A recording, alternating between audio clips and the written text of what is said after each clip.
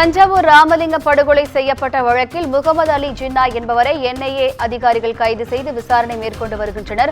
கூடுதல் விவரங்களை செய்தியாளர் சுப்பிரமணியன் வழங்க கேட்கலாம். வணக்கம் சுப்பிரமணியன், கூடுதல் விவரங்கள் என்ன?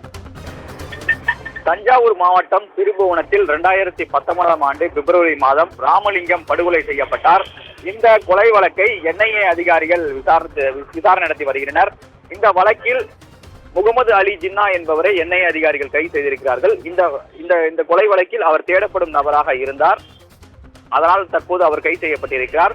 ஏற்கனவே இந்த வழக்கில் என்ஐஏவால் அறிவிக்கப்பட்டிருந்த ஷாகுல் அமீது என்பவருக்கு அடைக்கலம் கொடுத்ததாக பூம்பாறை மாளிகை உரிமையாளரான முகமது அலி ஜின்னாவை தற்போது கைது செய்திருக்கிறார்கள். திண்டுக்கல் மாவட்டம் கொடைக்கானலில் உள்ள அவருடைய சொத்துக்களை என்ஐஏ அதிகாரிகள் ஏற்கனவே சோதனை செய்திருந்தார்கள். சோதனையின் போதுதான் ஜின்னா தொடர்பான பல்வேறு ஆதாரங்கள் என்ஐஏவுக்கு கிடைத்திருக்கிறது. அதனை அவர்கள் கைப்பற்றியிருந்தார்கள்.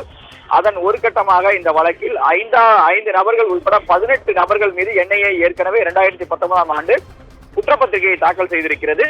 இந்த வழக்கில் தலைமறைவாக இன்னும் அப்துல் மஜீத், குர்குதீன், அதே போல நபில் பாஷன் ஆகியோர் குறித்து இதுவரை எந்த தகவலும் தெரியாத காரணத்தினால் என்ஐஏ அதிகாரிகள் அவர்கள் பற்றி தகவல் தெரிந்தால் 5 லட்சம் ரூபாய் சன்மானம் வழங்கப்படும் என்று அறிவித்திருந்தது. இந்த நிலையில் தற்போது முகமது அலி ஜின்னா கைது செய்யப்பட்டிருக்கிறார். ஏற்கனவே தலைமறைவாக இருப்பவர்கள் குறித்து இவரிடம் விசாரணை நடத்தப்பட்டு வருவதாக தகவல்கள் தெரிய வந்திருக்கிறது. கூடுதல் விவரங்களுக்கு நன்றி சுப்பிரமணியன்.